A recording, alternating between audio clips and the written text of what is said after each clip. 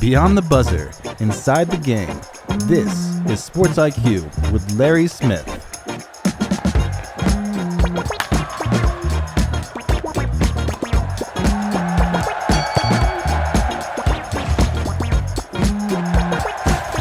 Hey, it's another Monday here at the Sports IQ. Glad you're here with us. Larry Smith talking to you, and as we begin another big week. And my goodness, was there a weekend like this? I know everyone's still thinking about James Franklin. We'll get to him in a moment. We'll have a lot of conversation about coaching changes over here the weekend.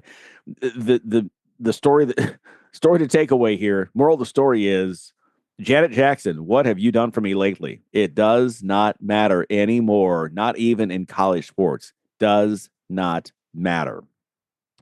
Crazy weekend. Hopefully you had a good weekend. I did as well. Had a chance to have brunch with our friend Kenny Rice of NBC Sports, known for horse racing, but done a lot of stuff with HDNet back in the day, Mark Cuban's thing.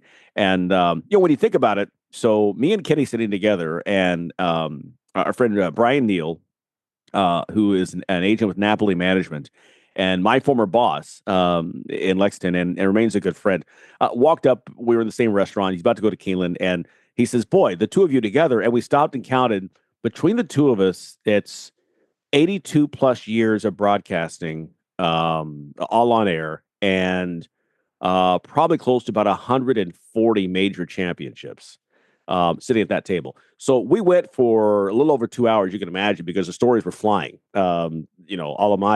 He's done Olympic stuff. I've done Olympic stuff, horse racing, Super Bowls, you name it. So college basketball. So good time talking with Kenny, and it was pretty cool. So hopefully you had a good weekend as well, and spent some time with some good friends. Okay, we have a lot coming up here. Boy, we've got a busy week on the way. Let's get to Sunday's news and in the NFL, where they saved the best for last night, a showdown of possible Super Bowl contenders. Chiefs hosting Detroit. The Lions came in riding a 4-game winning streak. The Chiefs had just dropped that mistake-filled game to Jacksonville Monday night. Is it me, or is every Kansas City game on prime time now? I mean, do they have any day games? It doesn't seem like it. The Chiefs played near-perfect football, no penalties, no turnovers. Patrick Mahomes, 257 through the air, 3 scores, making him the fastest to 300 touchdown passes in NFL history. Kansas City coming away with an impressive 30-17 win. And things got ugly after the game. The Lions' Brian Branch punching the Chiefs' Juju Smith-Schuster as the teams were coming together at midfield, touching off a little brief melee among the players. Now, Branch has a history with the league already this season, having been fined 3 times so far. Look for more, and a fine again this time around as well. Don't look now, but one of the teams the Chiefs might have to go through this postseason to get back to the Super Bowl might be none other than old nemesis New England. The Patriots look like they may have found their successor to Tom Brady and Drake May, the second-year quarterback from North Carolina, completing 18 of 26 passes, 261 yards, and 3 scores without a turnover. New England winning their third straight, 25-19, to get it done on the road in New Orleans. One AFC team we thought for sure was a playoff team heading into the season, the Ravens, quickly looking like a lottery team. They have been decimated by injuries to the offense and defense this season, losing their 4th in a row, 17-3 to the Rams. One of the injured for Baltimore is starting quarterback Lamar Jackson. How key is he to this team? Well, at a key spot in the second quarter, the Ravens had 2nd and goal from the 1. Now, with Lamar Jackson, 99% of the time, that's a touchdown, right? Yesterday, 2 Mark Andrews tush pushes, a Derrick Henry run, got them nowhere, and the momentum quickly swung to the Rams with the goal line stand there. Jackson has missed the last 2 games. The Ravens have just 13 points for those contests. In Pittsburgh, Aaron Rodgers throwing for 235 and 2 touchdowns without being sacked by Myles Garrett or anyone else. The defense pummeled Cleveland rookie quarterback Dylan Gabriel as the Steelers asserted themselves as a class of the AFC North, beating the Browns at home for the 22nd straight time in the regular season, 23-9. In Indy, Daniel Jones continued to make his case to be comeback player of the year. He completed 22 of 30 passes for 216 and 2 touchdown passes, another one running. Jonathan Taylor chipped in with 123 yards on the ground and a score as the Colts needed to rally to get the win over the Cardinals, 31-27. Other winners included the Broncos beating the Jets in London, 13-11. How bad are things for the winless Jets? They gave up 9 sacks in the day. With a mobile quarterback. Imagine if like Joe Flacco was back there. Had minus 10 yards passing. I don't know how that even happens. Minus 10 yards passing. Just 82 yards of total offense on the day. Unbelievable. Elsewhere, the Panthers beat the Cowboys. Former Cowboy Rico Dowdle said all week that he wanted this game and the Cowboys should buckle up. Somewhere Dallas missed the message. Dowdle had 183 yards rushing, 56 yards receiving with a touchdown catch. Rookie Ryan Fitzgerald kicked a 33-yard field goal as time expired as the Carolina Panthers defeated the Cowboys 30-27. Packers beat the Bengals. The Bucks beat the 49ers. San Fran losing linebacker Fred Warner for the season with a dislocated ankle. The Seahawks down the Jags. The Raiders beat the Titans, and the Chargers getting a last-second field goal to beat the Dolphins. On the diamond, game one of the ALCS was a nail-biter. Bryce Miller overcame a shaky first inning, pitched 6 sharp innings for a tired Seattle team that just won at Game 5 late Friday night that had to go cross-country.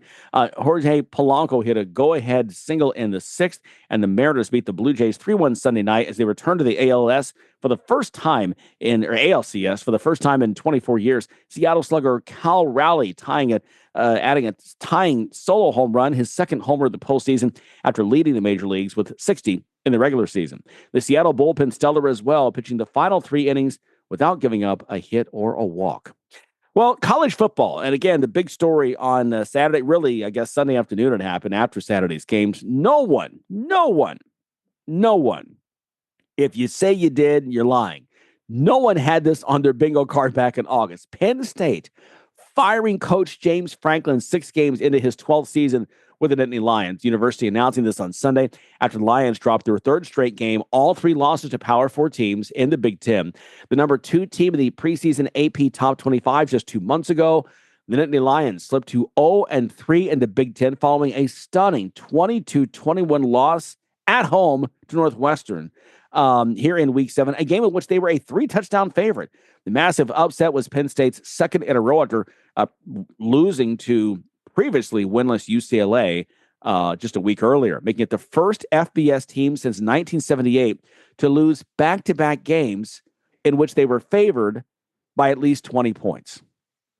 Unbelievable. We'll talk more about this in a moment. Associate head coach and quarterbacks coach Terry Smith will serve as the interim for the remainder of this 2025 season. By the way, Drew Aller, the quarterback, also out for the year with an injury. So I tell you what, this month, I mean, we're not even halfway through the month already. One of the worst Octobers ever in Penn State history. That is just terrible. So anyway, that's the big story there. It has just been insane to consider that. By the way, also hats off to the Las Vegas Aces over the weekend as they become WNBA champions for the 3rd time in 4 years. They complete the sweep over Phoenix in 4 games. A'ja Wilson just outstanding. And now we look to the end of the month when this collective bargaining agreement ends. We'll be talking more about that here this week in terms of where this league is headed, where the players are headed. Obviously, there are programs, leagues that play overseas, but the big one to watch again, we mentioned before, Unraveled, the 3-on-3 league that's in the winter, but they have a lot more capital now. What are their plans 2026 and beyond? What's going on with them? So we'll talk more about that here this week as well. Okay, we're going to take a quick time out right now. Still on the way as well. Other coaching news. Boy, really, Penn State just told North Carolina, here, hold my beer. We thought that the Bill Belichick situation was crazy. And it is. And we'll talk about that in a few moments here with Shelby Swanson of the Raleigh News Observer about what's going on with BB and UNC.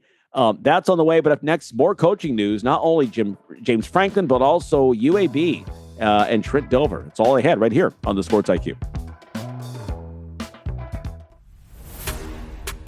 Fans of big sports radio and sports spectacular podcasts have a new home on the Chief Sports Network. Find your favorite programs and content all in one place by downloading the Chief Sports app in your mobile device. Created in South Carolina, the Chief Sports Network is the home of an expanding network of live and podcast format programming. It is also the home of one of the leading national college football podcasts, JC and Morgan, hosted by ESPN's Mike Morgan and 24/7 Sports' JC Sherbert. Download the Chief Sports app for free and find all of your favorite programming under one easy umbrella. Thanks to all of our markets for your loyal support of Big Sports Radio and our Sports Spectacular podcast, and we look forward to connecting with you anywhere in the world on the Chief Sports app.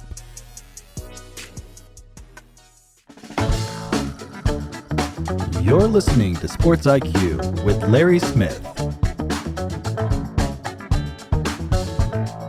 A couple of years ago, Texas A&M said goodbye to Jimbo Fisher with a whopping $76 million buyout that set a record. And, all that season, all the year before, all we talked about was how this wasn't going to happen because there's just the money. There's just way too much money involved. But look, we know that Texas A&M has deep, deep, deep pockets, much deeper than Penn State's. We've talked with Penn State insiders here on the Sports IQ who have said, yeah, I don't think, it's not going to happen anytime soon. It's just the money's not there.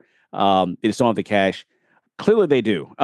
James Franklin is out. Doesn't matter that you made the college football playoff last year. Doesn't matter. They're going to owe you now almost $49 million over the next 2 years. Does not matter. He is out. Producer Tony, we were talking about this again. This is the new college football. We've already had some major high-profile Power 4 conferences waving goodbye to their teams already this year. But those are teams that actually were struggling. UCLA started 0-3. Deshaun Foster's gone. Virginia Tech started, their coach is gone. Arkansas, Sam Pittman on the hot seat for 2 years. He finally, bad showing against Notre Dame at home. He was booted. All those teams are programs that were not expected to go anywhere this year. Penn State expected to be not only in the playoff, but contend for a national championship. And now they're 3-3. They're out of the playoff. At this point, they're struggling to get a bowl game at this point because you're losing everybody. James Franklin gone. We did not see this coming. No, I don't think anybody could have thought before this season started was James Franklin on the hot seat. It's just no. The way he turned that program around from where they, after the Paterno era ended, things weren't so good. They had some probation they were on. There was all kinds of things happening. And they tried a couple of different tactics, and then they finally settled on James Franklin. And he rebuilt that program into what Penn State fans were used to, right? The only problem is James Franklin became more Jim Cooper than Ryan Day, right? Yeah. When you're closer to Jim Cooper than you are to the guy who just won a national title, Penn State fans couldn't hold their hat and say, well, James is right there. He's so close. He's so close. He's going to get it done. Look, meanwhile, Kirby Smart, his first head coaching job, he's done it. Ryan Day, his first head coaching job, he's done it. James Franklin, who has helped rebuild this program, but it's not his first coaching job, and he's had 12 years there, could never seem to get over the hump. They weren't great against top 5 opponents. Yes, they won a game in the playoff. They got to round 2. Lost in the semifinals, or they would have been in the championship against Ohio State, but lost in the semifinals to Notre Dame on a late second field goal on a really bad Drew Aller interception when they could have played for overtime and might have been able to win the game there, but instead they gambled and went for it. It didn't work out. Then Penn State tells James Franklin, look, here's a blank check. Go get us the best defensive coordinator you can find. So they get Knowles away from Ohio State. And suddenly they can't stop UCLA or Northwestern. I did not see it coming. I don't think anybody did. No. And it's, it does remind me of Coach Cooper at Ohio State in terms of he would win, 9, 10, even 11 games, but he couldn't beat Michigan, right? That was kind of his undoing. And it's kind of a similar situation here. And one big thing I think that really hurts James Franklin is the notion that he couldn't win the big one, right? And it would, Penn State every year was in the Big Ten East and had their Eastern Division, whatever they called it, and had to play Michigan and Ohio State every year. So right away, you've got to play the Big Two as they've always been called in the Big Ten. Well, divisions go away, and when they do, well, Penn State expanded playoff, they're in, they win games, reach the semifinals. They fought, I believe, Notre Dame, and so now big things next year. All these guys coming back. But the problem is, this is some great reporting. Read this off ESPN. Franklin, 4-21 at Penn State against AP top 10 opponents, 1-18 against top 10 Big Ten teams in conference games. And so I think that's where the problem, but there had to have been something where you've just lost the locker room. There's something there. We've asked guys before. He doesn't seem like a real warm and fuzzy guy. Not that football coaches have to be, but even in press settings where you have guys around. I mean, there's an issue last year. There's an issue with the player, and he had the SID, the PR person come out and say, hey, no questions about, player X. Okay. And he walks out. First question about player X. He just turns and walks back out again. Walks away from the microphone. Yeah. There's a better way. Just say, I'm not answering that, move on. But instead, the whole theatrics of it, I just was,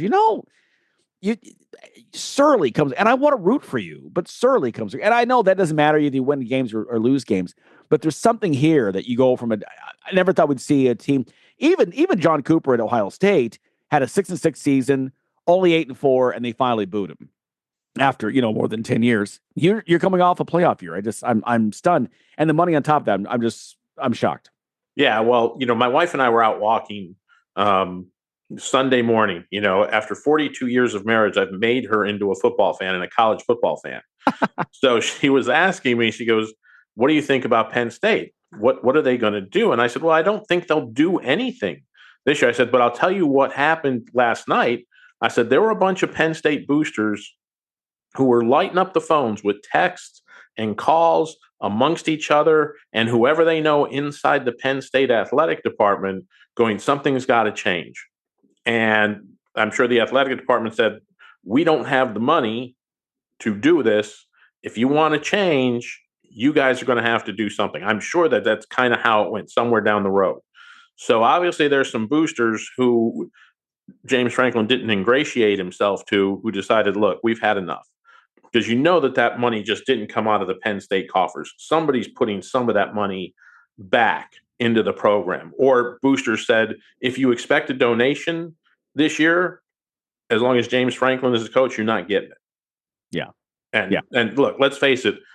We know the AD is the head of these athletic departments, but those boosters at any major Power 4 school, they wield a lot of power behind the scenes. Yeah. Where he ranks in Penn State history, he is the second all-time winningest coach behind that guy, Joe Paterno. That's the level of success he's had in his 12 seasons there in Happy Valley that are not happy right now. Make no mistake about it. It's just been just beyond bizarre. But now you look forward in terms of who's coming in next. Obviously, one of the big names coming up is Curt Cignetti, the 64-year-old coach who's in his second season in Indiana. The Hoosiers with a statement win at Oregon on Saturday. The one thing about this program, the one knock in this program in the year and a half that Cignetti's been there, is that they didn't have that big signature win, right? The one big team they lost, they played last year as Ohio State. They lost to them and still made the playoff. Well, now you ran past a ranked Illinois team, and you were the better team all day long against Oregon. I mean, and I think Oregon is one of the elite programs in the country. I mean, I've railed before that West Coast teams don't get their due, and Oregon's a team that they deserve being in the top 10. They deserve the benefit of the doubt. If they lose again, they don't fall far. What Dan Lanning has done and the coaches before him is outstanding. Indiana's a better team. They're now up to number 3 in the rankings, as they should be, behind Ohio State and Miami. Cignetti is somebody, he is from Pennsylvania. Is there an emotional pull for him to come back to the Keystone State? Maybe. Will the money be there after paying out the Franklin buyout? That's possible. Indiana has deep pockets, though. Mark Cuber is a very active booster, and would write a check. They wrote a check last year. Make sure he's sticking around. To me, if I'm Cignetti, I stay put because they're probably right now commissioning a statue of him to be put up outside the stadium there in Bloomington. Look, they're a serious national championship contender at Indiana. And that's what's bizarre. Matt Rhule is someone else who there's a tie-in to Penn State athletics from his Temple days. So he's turned around Nebraska very quickly right now. So I think right now those are the first 2 names that they're making calls, and maybe they've already made those calls through third parties. These things all happen. You and I know all the time. These conversations are happening. I would like to think that Penn State, the athletic director, the boosters, everyone involved, they're smart enough to have had some conversations perhaps after the UCLA game to say, listen, if we do this, what's your guys' interest? Yeah, I definitely think those conversations were had. They were having them all along. What they needed. They wanted to see something Saturday that they surely did not see. It was funny, Larry, coming into this weekend, there were 3 programs who needed to make a statement win. Missouri tried, played their butt off. Couldn't get it done against Alabama. No statement win still for Eli Drinkwitz at that team. Illinois, same with Brett Bielema. Had the chance, Could have made that statement when, they beat Michigan last year, but Michigan was a little down last year. But to beat a top-ranked team, that's a statement win that an Illinois program hasn't been able to get to just yet. Indiana the same way. Indiana, for all the years they played football at Indiana, never, ever, not once, had beaten a top 5 team on the road. Never. Curt Cignetti gets it done. If I'm Curt Cignetti, I don't care what they throw at me. I'm going to stay there because I'm building something. It's something good. Look, like you said, the statue, they're probably going to name the stadium after him when he retires at this point. Right. They may name campus buildings after him. If he manages somehow to wins a national title this year, because he's definitely got the talent for it. Yeah. If they win a national title this year, they may name the state after him. It may become Cignetti State in Indiana. Indiana may go by the books. We may lose Indiana as a state. It's Cignettiville. That's it. I mean, there is nothing to gain by going to Penn State. You've proven after a lot of schools overlooked him and didn't pick him to be their head coach when he was coming out, after he did the great things that James Madison, I believe it was, doing great things in Indiana. Look, you don't have to go anywhere. You're good. Yeah. He was at Indiana University, Pennsylvania. Before that, the small school. That's where he got his start. So he's won at every turn, like you said. And I'm with you. Yeah, I agree. Another coach out. This one we kind of saw coming. There's some of these coaches. They go, "Hey, here's a player who's on TV." And when you have a player on TV in basketball, and they transition to the booth after having some coaching experience, that's one thing. In football, it's totally different. And Deion Sanders has kind of got everyone excited about it. But Trent Dilfer, I don't know whoever thought this was going to be a great thing anyway at the beginning, but somebody did. UAB did, and it hasn't worked out. 9-24, he was fired this weekend. And so now replacing him is a name that may be familiar to some people. Alex Mortensen, yes, he's that kid, Chris Mortensen's son, who, by the way, turns 40 next year. The Mortensens went to my church way back in the day when Alex was a star high school quarterback. They're at Landmark Christian in suburban Atlanta. The fact he's 40 makes me feel ancient, that he's now a coach in Division I college football. Yeah, I mean, good for him. Good for Alex to get a shot there. I mean, obviously, UAB is not the greatest situation in the world, but you got to get your feet wet somewhere. Yeah. Look, if he can get them to 500 this year, or if he can get them to 500 next year, he may be the next hot coaching item. You just never know in this crazy world where the next hot coach is going to come from. But if he can get something done, good for him, and go for it. Do what you have to do, portal, recruiting, whatever, to try to build something there at UAB, win a couple of conference titles, and you can write your ticket on up into the FBS world. Yeah, Mortensen, out of high school, recruited to Arkansas, wound up playing at Samford. His college career didn't turn out the way that he wanted, but now, like you said, here's a chance for him to prove his point. So Dilfer is out at UAB. By the way, James Franklin, don't think he'll be unemployed for long. I don't know what his contract is like, but there'll be a bidding war. Not only all the programs looking for a coach right now, they'll want to talk to him.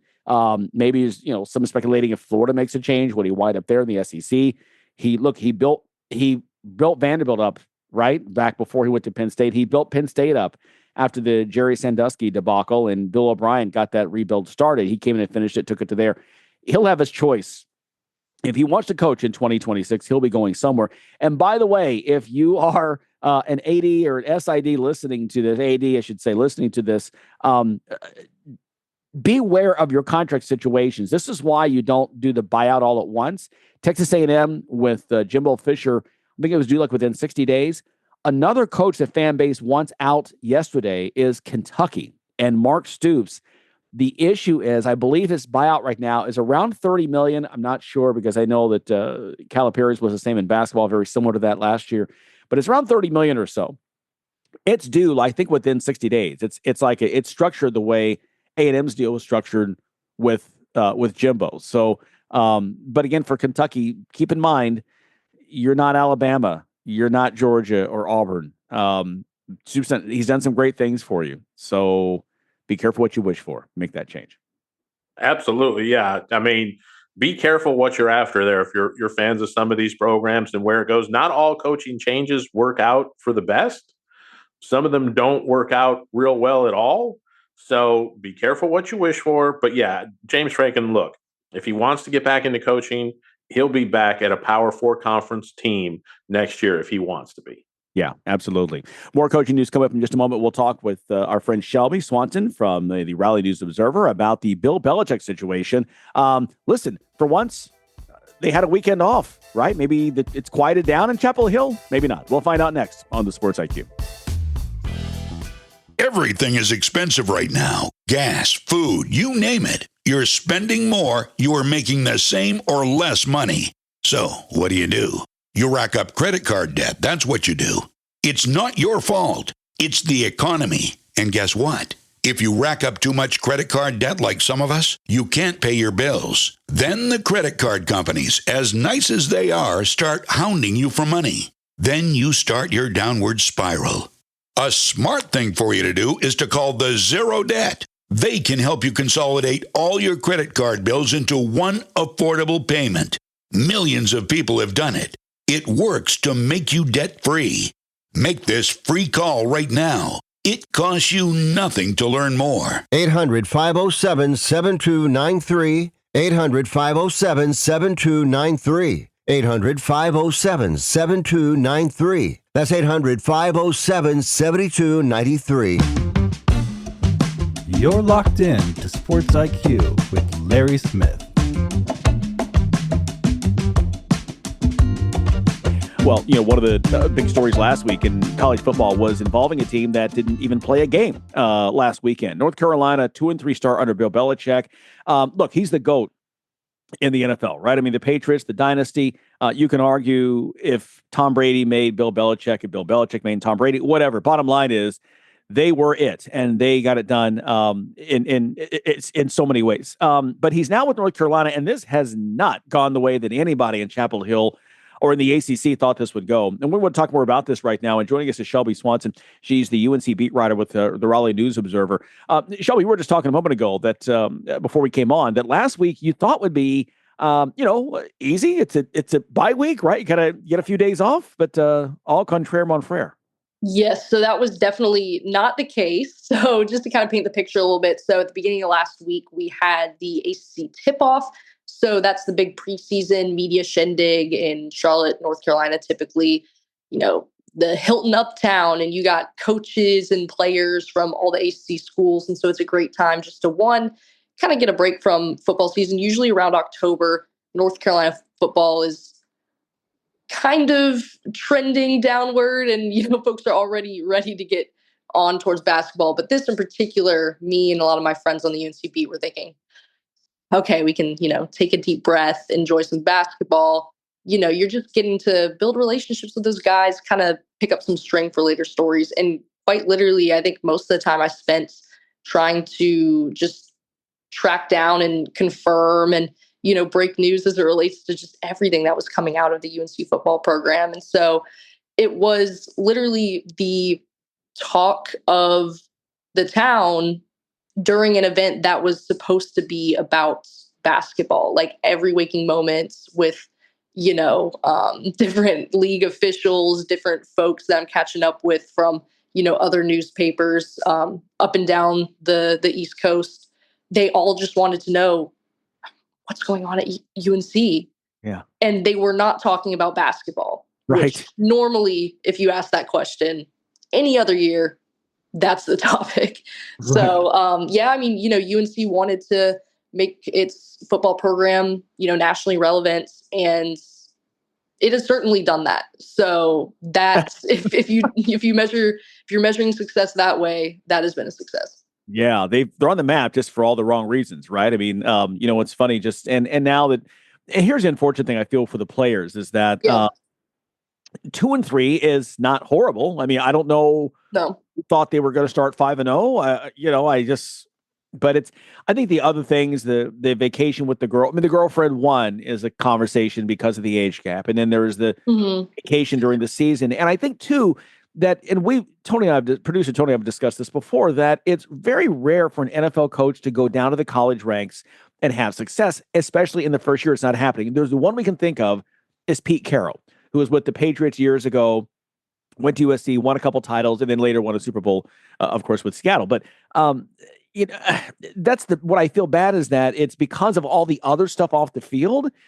The focus is not on the field. And that's, like you said, and ACC basketball, for the ACC basketball gathering, for the conference higher-ups and reporters, everything, and UNC football is the talk and not in a good way, there's got to be stuff of legend. Yeah, I mean, it's completely unprecedented, and it's gotten to the point where, I had a few basketball-related stories that I was going to write last week that we just ended up pushing completely because, my focus has to be now completely on football in a bye week again. Right. And I think one thing to note on Jordan, the girlfriend, I don't think it's necessarily the age gap alone that has sort of made her an item that's newsworthy. And certainly I will say that I think a lot of the coverage of her I find a bit unfair, a bit, misogynist. And so, we try and be as just respectful and kind of like even keel when it comes to just our paper's coverage of her. But she has, made herself very much part of the news cycle by, as it's been reported previously by outlets like The Athletic, asking to be CC'd on communications to Bill Belichick. It was also reported by The Athletic that the Hard Knocks deal that UNC football was supposedly finalizing fell through because she wanted to, have a hand in that. And that's been, disputed by some other outlets. But I think it's more so just the level at which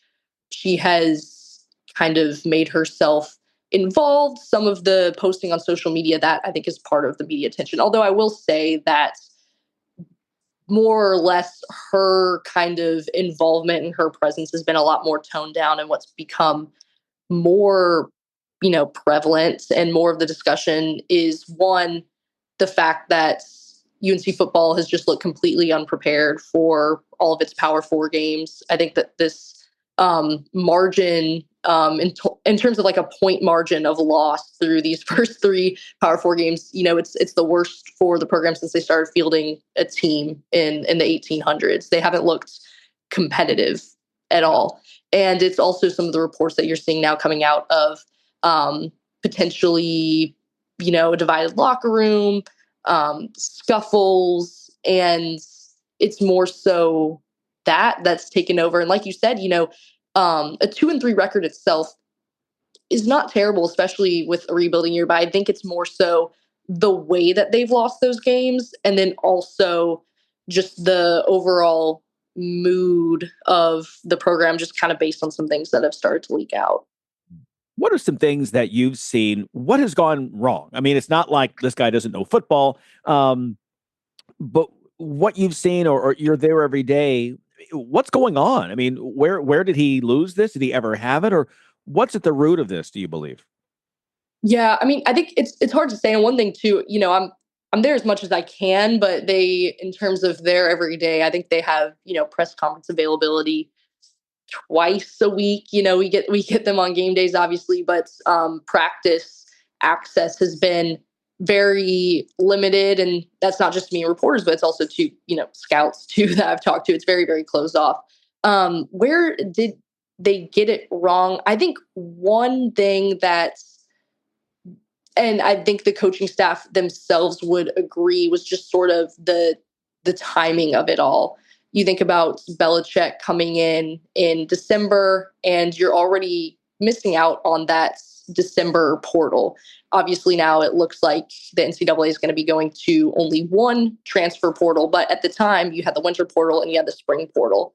And one thing that's become increasingly clear in college athletics is that the winter portal, that's where you really have to, you're getting your big time transfer portal recruits. Anybody that's, really, worth something, you're probably going to be recruiting them in that winter portal, that primary portal. They missed out on that. And so then you have them trying to kind of pick up the pieces in the spring portal. You also have a lot of really big playmakers such as, Bo Atkinson, Amari Campbell, that they let walk, either because maybe another team was willing to pay them more. Maybe UNC was not able to, match those offers, or maybe they just kind of wanted to reset and get in some of quote unquote Belichick's guys over, Mac Brown's guys, that previous regime. That still is unclear. But what is evident is that they had 70 new players and they're trying to integrate them with a coaching staff that was still being well assembled into, March and April. This cornerbacks coach, Hawkins, who was, as of last week, suspended for, alleged kind of impermissible benefits.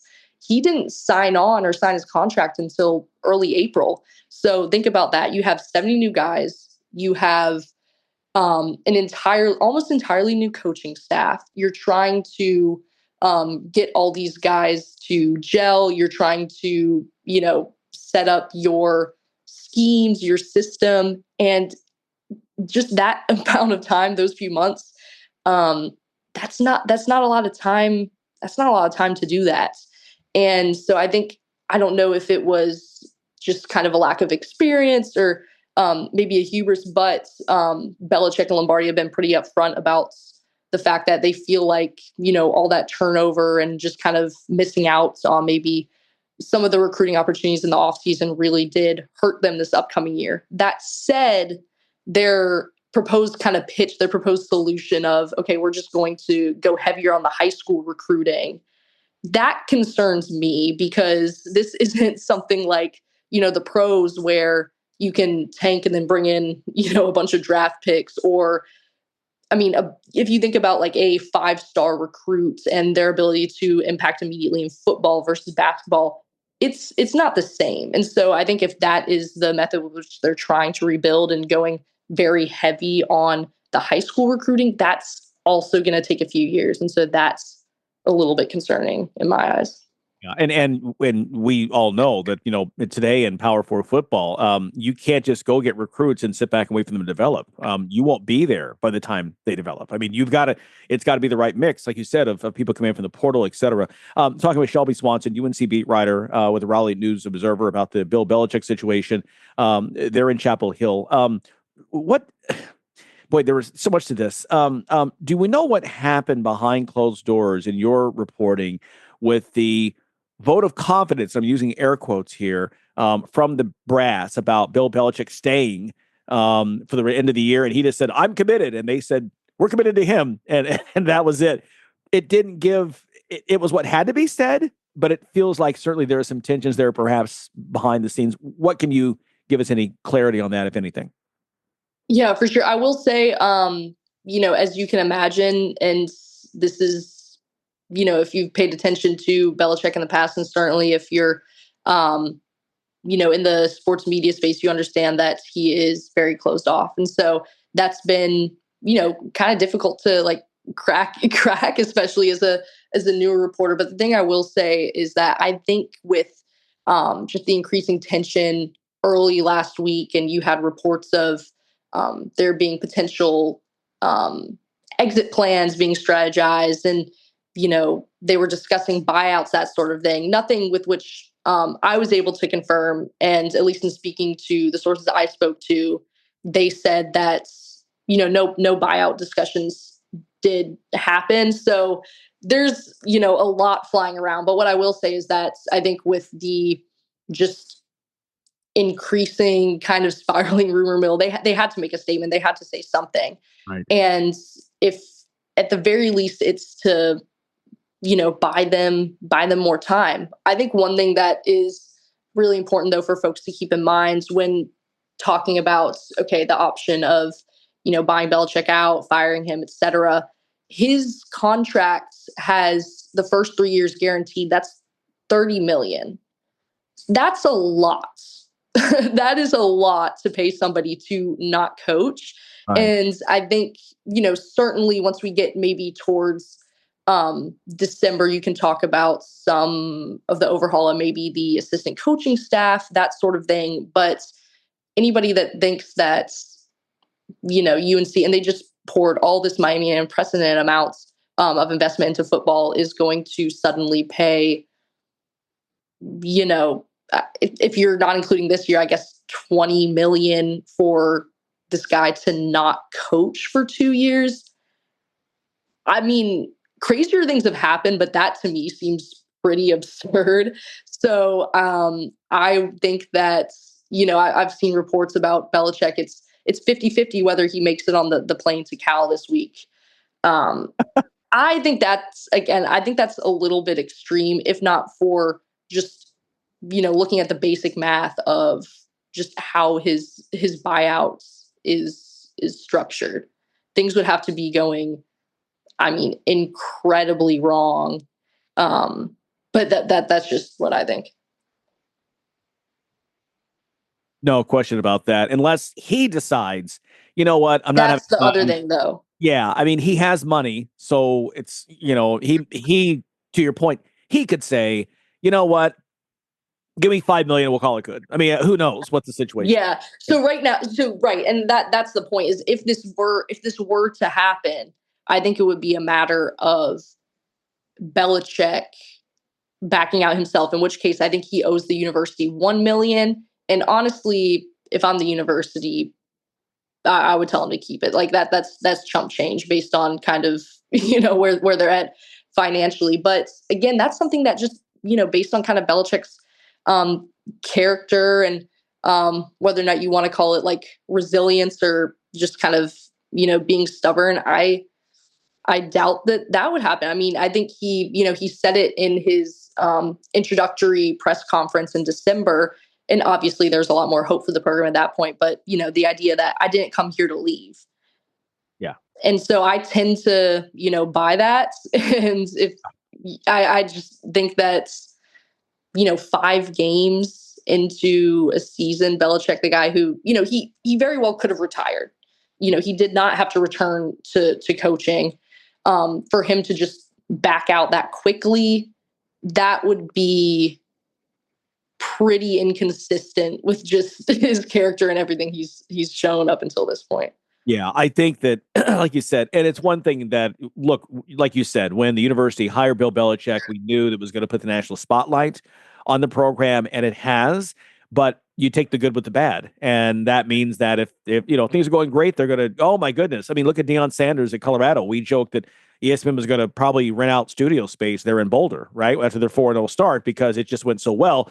Then the wheels fell off. Same thing on the other side. If you don't start well, they're going to also come to you. There's some real scathing things written last week. I saw not there locally, only there, but across the country of this Belichick situation. Listen, one thing we do know is that this drama, there's always drama around Bill Belichick in some respects, good or bad, and we know it's not going to end. So we hope you'll have time to join us again later when another conversation comes up about Belichick, because it appears inevitable that it will. Yeah, just go ahead and book me whenever their next bye week is. Exactly. But I'm around. I'm around, guys. Thank you so much for having me on. We will do that. Shelby, really great to meet you. Great to talk with you, and continued success to you down there in Raleigh. And we'll definitely talk again soon. Thanks so much.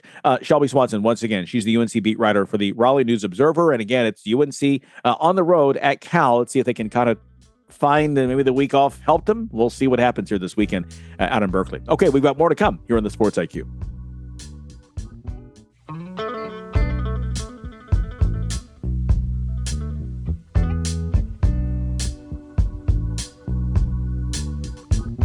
One thing I didn't mention off the top, I should have talked about this weekend. For the first time, I went to Kentucky's Big Blue Madness. Producer Tony, these people are so insane about Wildcats basketball. The tickets, I think they're free. I think we got to go online and get them, whatever. They were gone in 30 minutes. Holy cow. My wife came to join me. I had to go do a thing for the station, glad hand, take some pictures and things.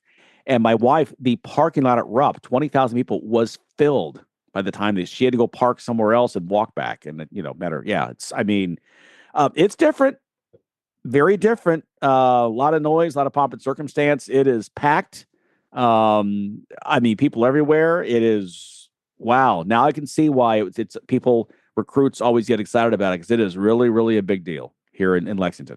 Yeah, certain schools, basketball season fills the space between the end of football season and spring football.